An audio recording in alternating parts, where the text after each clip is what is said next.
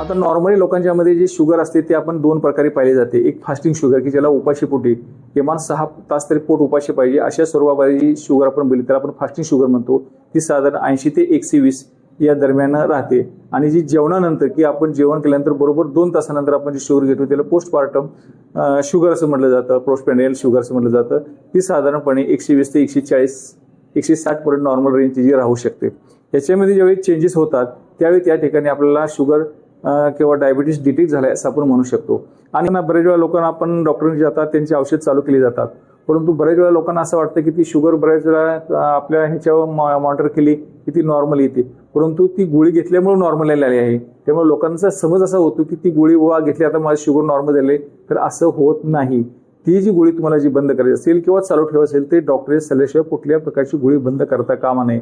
कारण त्या गोळ्यांचे परिणाम कसे होतात, त्याचं नक्की साईड इफेक्ट्स काय आहेत हे त्यातल्या लोकांना काहीच माहीत नसतात. बऱ्याच वेळा एका सिंगल ड्रगला त्याचा डायबिटीस कंट्रोल होत नाही. त्यावेळी आपल्याला अनेक मल्टी ड्रग रेजिम ड्रग असतात ते वापरले जातात.